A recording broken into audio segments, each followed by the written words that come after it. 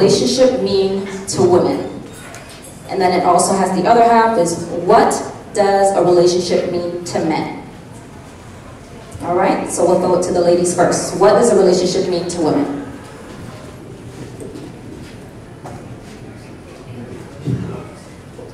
I think what a relationship means to women is they're looking for a man that's going to be caring, affectionate, that companionship. I'm all nervous. Repeat the question.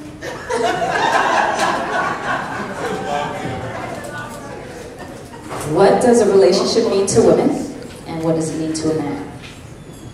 I think women is looking for someone not so much like their fathers in every case, but someone that's going to be over there to protect them, to provide for them, to give them that care, that love, that affection, because we are nurturing, so we want to be nurturing.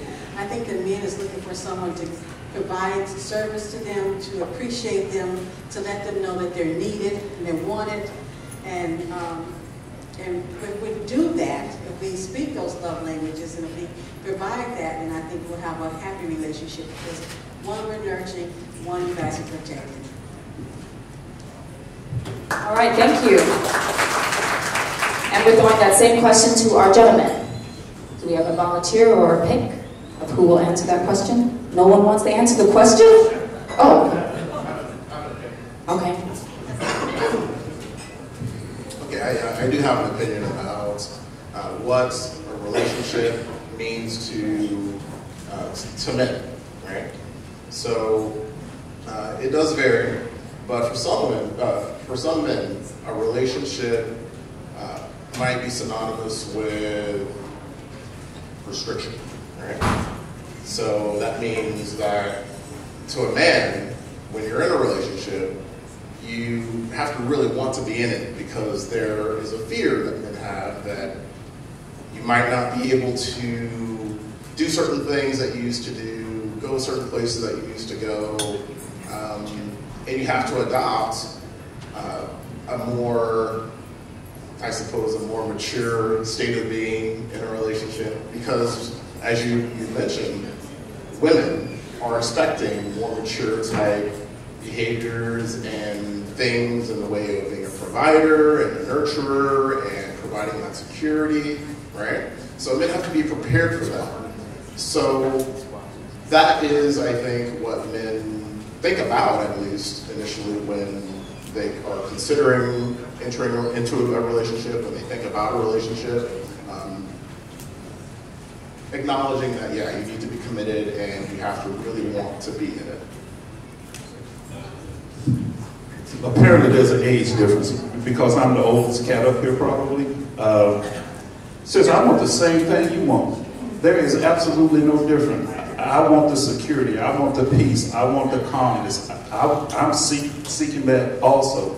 So how we go about getting it may be a little bit different. The conversation to express that to you might be a little bit different. I may not verbalize it the same way, but I want the same outcome. There is no difference. We both human. I want to know. I want the security. I need the partnership. I want us to laugh, have our secret conversations where nobody knows what we're laughing about but us.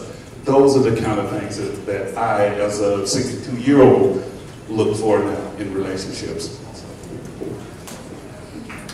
Thank you. So I'm actually going to throw it back to the ladies, and if there's anyone, perfect. The question is, what is it that women want? What's the question one more time?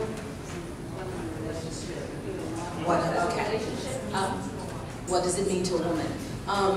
My daughter just got engaged this weekend, and it's my baby on top of that, my baby. And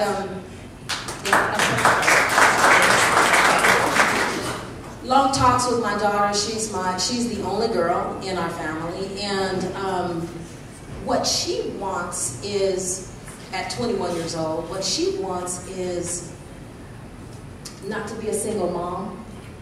She wants to be loved and desired. She wants companionship, the same things I wanted at 21 when I was her age and I got married. She wants those things. Now, I'm saying that to say women are a little bit different than men in that we want the security, we want to be desired, we don't want the label of single parent, you got multiple baby daddies, and this and that and the other. We want that security, we want that shelter, and we want to be desired. We, women, desire, most, maybe not all, to be a Mrs. A man remains a Mr. his entire life. And no matter what, no matter what. And he can appear to be single sometimes, but if I came in here with my stomach sticking out, y'all be like, where's her baby daddy? Okay? But it doesn't show on men. So I think that women do want some things slightly different than men. And I agree with you, Steve. My husband and I have been married 30 years, August 22nd this year. And I love that man. I love that man.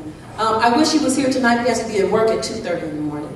That's one of the things I do love about him, is that he is all for our family. And he's all for bills being paid, things being taken care of. Yes, he has his boxes. I heard some of y'all say boxes. That's a wonderful thing, and that is true. Women are wired differently. But most importantly, he's a man, and I enjoy having secrets with him, Steve. I enjoy laughing with him.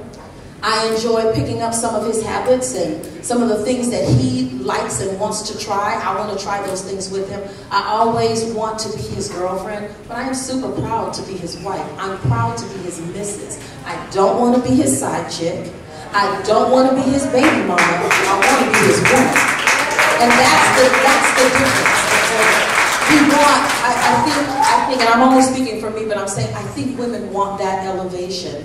And we've wanted it since we were little, since we were handed a doll, and I'm done, so y'all can come get the mic. But since we were handed a doll, and then we're looking for the Ken doll. Somebody's waving at me. Yes, we like the family, the unit. That is what we want.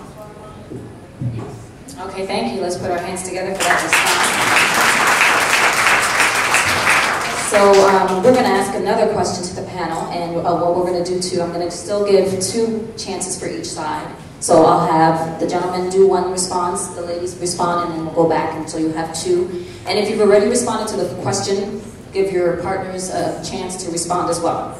All right, so the next question that I have is, how has social media and technology changed the expectations of relationships with the millennial couples on how they relate to one another in their relationships? Social media.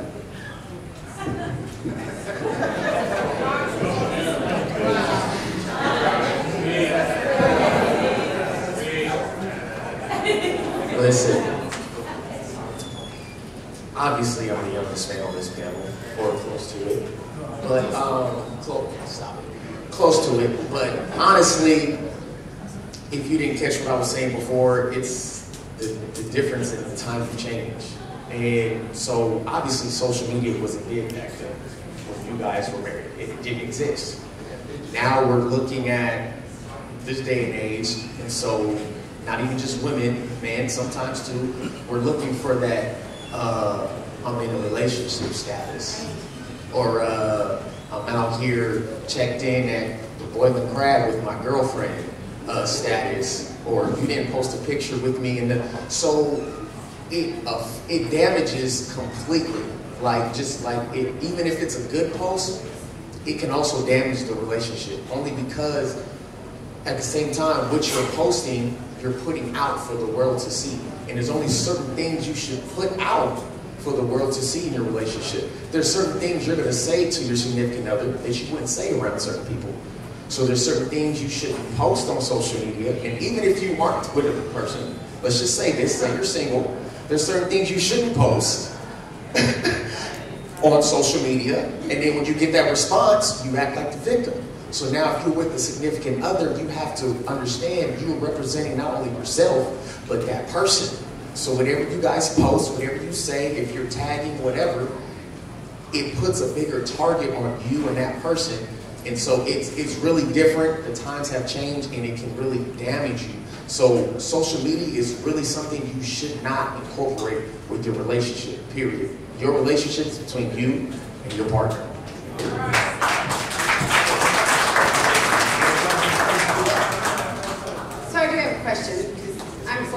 so I'm not quite there.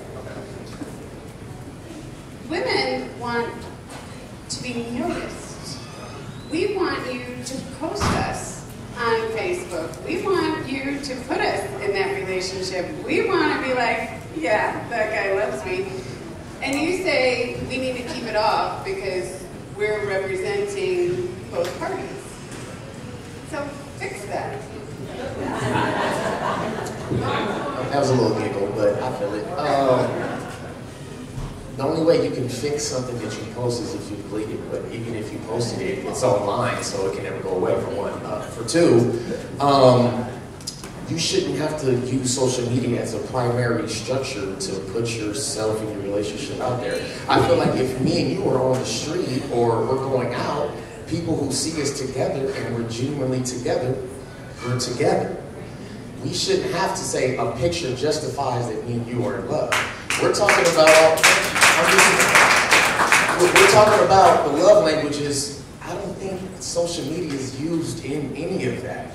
So that social media doesn't justify anything, because you can have people who post in a relationship on Facebook and then be liking somebody else's stuff or tagging somebody else's stuff, and that's and one thing, that's a worse way if you're one of those people to get caught up, for one. Just to, you know, throw a note. So that doesn't justify if you're really faithful to that person, if you really love that person, if that person is the one for you. Honestly, at the end of the day, the only people that the person or God that should know that you are in love with that person is the judge, the jury, and the people who are at the wedding. Period. It's between you and that person that you are in love with. Anybody else, it doesn't matter if they like it, if they see it on social media, if they see you out in person. If you guys are in love, genuinely, you're in love with them. Thank you. So I'm going to pose that same question to the ladies. How has social media and technology changed the expectations of relationship with millennial couples on how they relate to one another in their relationship? Frankly, social media can hinder you. It can hinder a relationship. Married 27 years, we went through some rocky stuff. And through that rocky stuff, I use social media to kind of say, hey, it wasn't posting bad things, but you know how you repost poems and you know, things that incite you, you know, insightful things, right? And sometimes he took those as a dig. You know what I'm saying? And exactly. And it wasn't meant to hurt him. I used it to wake him. I didn't tag him, my husband, on it. It's on my page. So I used it to say, hey, this is powerful. I can, you know, or amen, you know, a simple statement. Sometimes I didn't say anything, but he took those as a personal dig in our relationship during those hurdles, saying that, hey, you know, and he would get mad at me. We'll start arguing over a simple post. And I'm like, dude, get with it. Either you with it or you're not. The shoe fit or it don't. You know, so either wear it well or change your shoe size.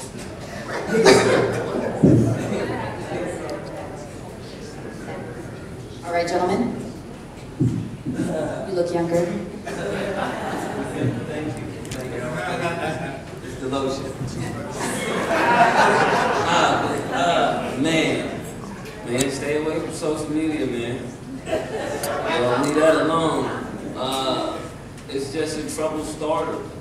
That's just something that's going to, people read into it too much. Like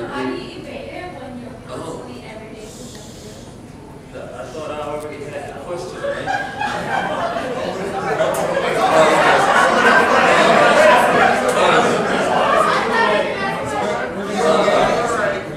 Let me finish this. So,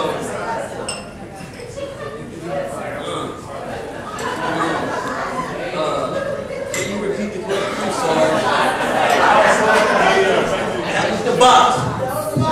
So, just so everyone understands, all right, ladies and gentlemen, whoever has the mic in the hand is the person who's going to speak, because we got everybody get their opinions out. We will be coming to the audience, so just let everyone finish their statements, and then we'll come out to you, okay? Agreed? All right. So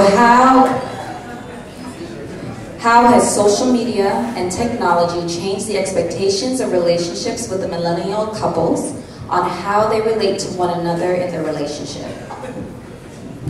It's then turned everything into VH1. So it makes kids or younger adults want to be like what they see on TV or what they see on their phone. When you go out, you don't even see people, even if you see them together. Nowadays, you see them together on like this, and it's like, that just ruins people. It takes people out of people. So, yeah, that's my opinion. Awesome, thank you so much. And we have another response from the ladies. So when it comes to personal relationships and millennials today, I just think, I live on social media. It's a part of what I do. So I have a Facebook, I have Instagram, and I have Twitter. And Facebook, for one, it's just become a horrible place. And it's also a great place. And I think, it has worked really, really well for, I know a lot of people are married up here in relationships. And for a lot of people that I've gotten to know here over the years, I think Facebook works well for a lot of those couples who have been married for a long time. So they are so secure with one another that social media hasn't really impacted them the way it's impacted this newer generation of millennials, where they just have to take everything to Facebook for the world to see. This is with photos and, I have 3 grown daughters, so I've had to deal with them and the different things, the photos they put out of themselves on social media. And then when you're in relationships, I've had friends of mine who've gone to social media and platformed their entire relationship for the world to see, the good, the ugly, and the bad, and the very, very ugly. So I just think that you shouldn't have to keep your relationship a secret, but you should keep some things private. And I get a lot of people that tell me, including my significant other, that you are putting a little bit too much out there that I can see. And I hear that from other couples as well, and other people in general, that sometimes you're just making too much excessive posts for attention. Well, it's just all in what you do. I mean, some people, they have great big families. I think that's a great thing. I love seeing all the, posts of weddings and people getting engaged and people proposing to one another online. But, it's all about trust and honesty too, because some people are just for show, and you can see right through that.